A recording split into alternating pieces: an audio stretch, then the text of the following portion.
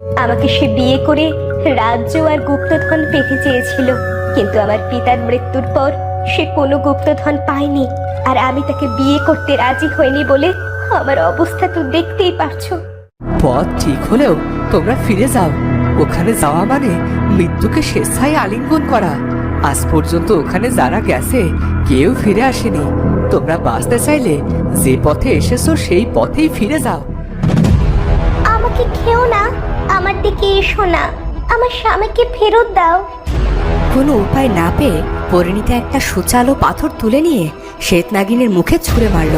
আর শ্বেতনাগিনের মুখের মধ্য দিয়ে পাথরটি পেটে চলে গেল। কিন্তু অদ্ভুতভাবে নাগিনের কিছুই হলো না। পরিণীতা আরো ভয় পেয়ে গেল। এখন আমি কি করব? রাজপুত্রকে যেমন করে হোক আমাকে বাঁচাতেই হবে। আমি আমার স্বামীকে অকালে হারাতে পারবো না। আর তখন শ্বেতনাগিন ঝাঁপিয়ে পড়ল পরিণীতার উপর, আর পরিণীতাও চলে গেল শ্বেতনাগিনের পেটে। ওদিকে রাজপুত্রের দম বন্ধ হওয়ার জোগাড়, শরীর যেন আর কাজ করতে চাইছে না। আরে এই তো সেই চকচকে পাথর। আমি ওই নাগিনের পেটে আগুন জ্বালিয়ে দেব। আমার রাজপুত্রকে আমি এখান থেকে উদ্ধার করবই, আর ইন্দুবালাকেও বাঁচাবো। তখন পাথর পাথরে ঘষে সাপের পেটে আগুন জ্বালিয়ে দিল। সাপ তখন দুই ভাগ হয়ে গেল, আর পরিণীতা রাজকুমারকে সাথে নিয়ে বাইরে বেরিয়ে এলো। অন্যদিকে সাপের মরমর দশা। তখন পরিণীতা এগিয়ে গিয়ে সাপের মাথা থেকে উজ্জ্বল নীল বর্ণের মণিটা তুলে নিল। কিন্তু পরিণীতা বড্ড ভয় পেয়ে গেল। আমাকে ক্ষমা করো, আমি তোমাকে মারতে চাইনি, কিন্তু নিজেকে আর নিজের প্রিয়জনকে বাঁচাতে এছাড়া আর কোনো উপায় আমার ছিল না। তুমি ঠিক আছো পরিণীতা? আমার একবারের জন্য মনে হয়েছিল আমি হয়তো তোমাকে হারিয়ে ফেললাম। তোমার থেকে আমাকে কেউ এত সহজে আলাদা করতে পারবে না রাজপুত্র। চলো আমরা এবার ফিরে যাই। জানো পরিণীতা, এই সাপের মাথার মণি অমূল্য। পৃথিবীতে যার কাছে এই মণি থাকে তার সমৃদ্ধি কেউ রুখতে পারে না। পুরো বিশ্ব তার নিয়ন্ত্রণে চলে যায়।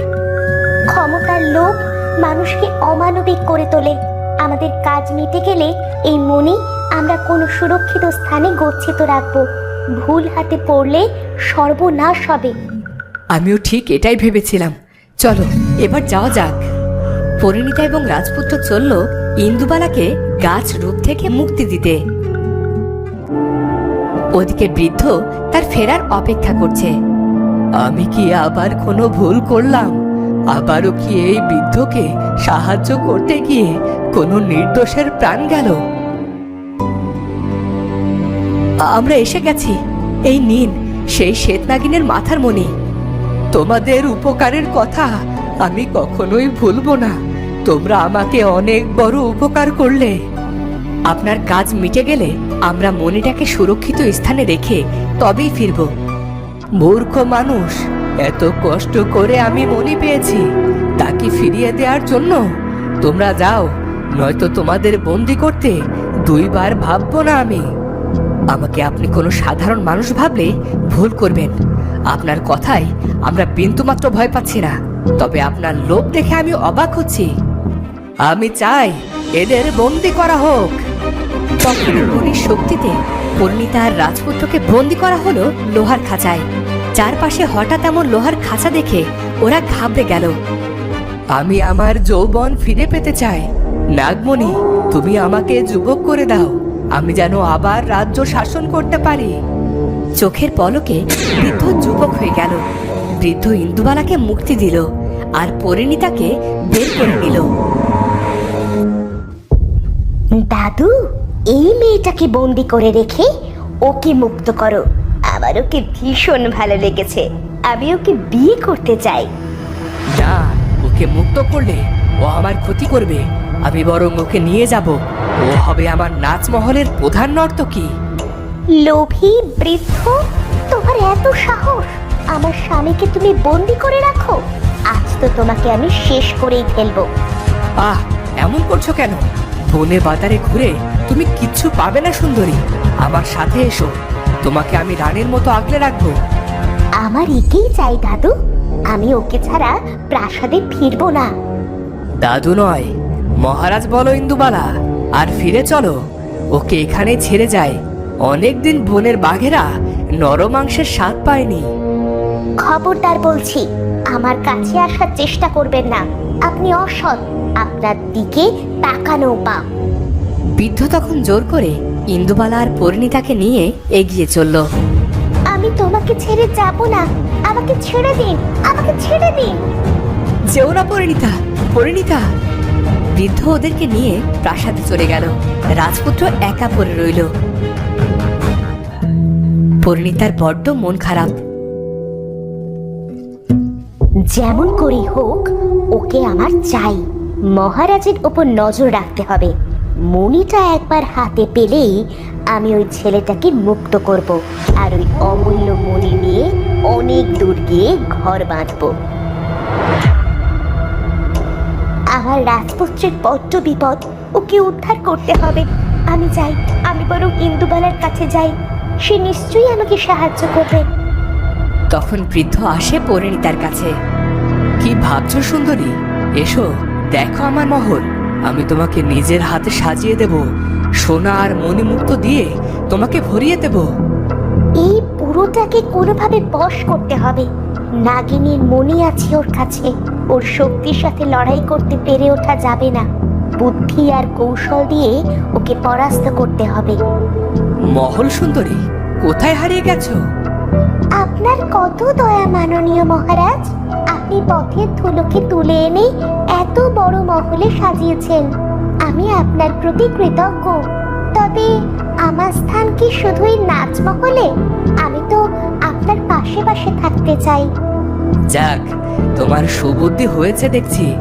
বড্ড খুশি হলাম। তুমি বিশ্রাম করো, আমি পরে আসব। এই, কে আছিস? আমার সুন্দরীকে দেখে রাখিস, আর ওকে গোলাপ আর দুধ দিয়ে স্নান করিয়ে চন্দন দিয়ে সাজিয়ে দে। ওর যেন কোনো অযত্ন না হয়।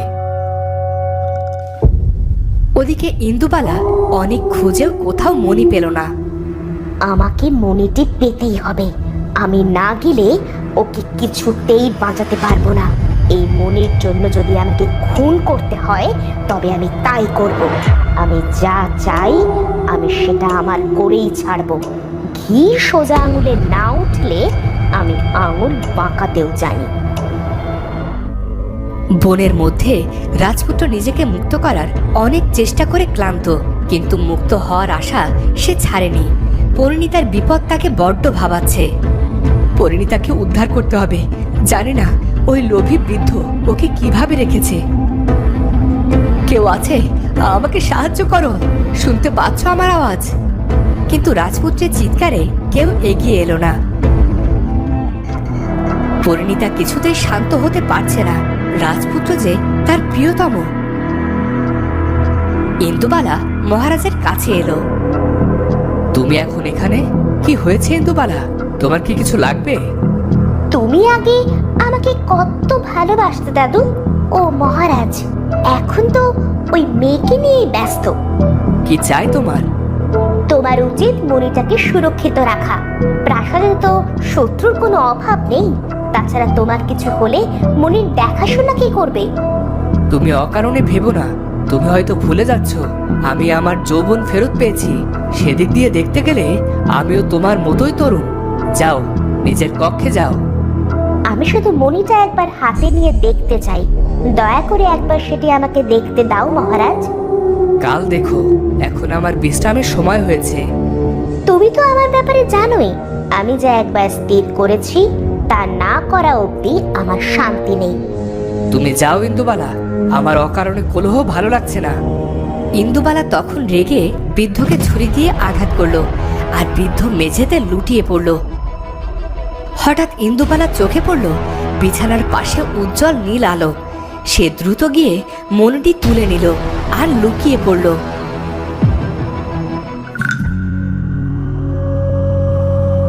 মহল সুন্দরী, এই নিন মহারাজের জন্য বিশেষ পানীয়। এটা উনি আপনাকে তার কক্ষে নিয়ে যেতে বলেছেন। পরিণীতা এই অপেক্ষাতেই ছিল। তখন সে বিশেষ পানীয় নিয়ে মহারাজের কক্ষে যেতেই মহারাজকে মেঝেতে পড়ে থাকতে দেখলেন। মাননীয় মহারাজ, চোখ খুলুন। আমি এসেছি, এবার নিশ্চয়ই আপনি আমার কথা শুনতে প্রস্তুত। এ কি এত রক্ত? তখন ইন্দুবালা বেরিয়ে এলো আর চিৎকার করতে লাগলো। তুমি এসে রাজমহলে কি করেছো? দাদু, মহারাজ, মহারাজ জেগে ওঠো। এই কে আছো? এই মেয়ে মহারাজকে হত্যা করেছে। যাও, একে বন্দি করো।